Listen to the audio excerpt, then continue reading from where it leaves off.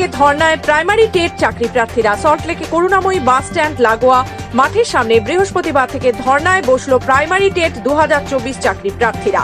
Upper primary বা 2017 DLD বঞ্চিত চাকরি প্রার্থীরা বেশ কয়েক মাস আগে থেকে কলকাতায় শহীদ মিনারে মাতঙ্গিনী হাজরা মূর্তির পাদদেশে ধর্না মঞ্চে বসে আছেন।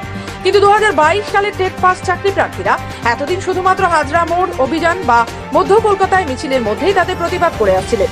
তারা গত মাসের মাঝামাঝি সময় ঘোষণা করেন এবার তারাও স্থায়ী ধর্না মঞ্চ করে সেখানে চাকরির দাবিতে অবস্থান করবেন। সল্টলেকে বিকাশ ভবনের কাছাকাছি কোনো একটি জায়গায় তাদের ধর্না মঞ্চ করতে দেওয়া হোক। এই আবেদনে পুলিশের কাছে তারা লিখিত আকারে অনুমতি চাইলে সেই অনুমতি খারিজ করে দেয় পুলিশ। ফলে তারা আদালতের দ্বারস্থ হন। আদালত 1 ফেব্রুয়ারি থেকে 4 ফেব্রুয়ারি তাদের এই জায়গায় ধর্নায় বসার অনুমতি দেয়।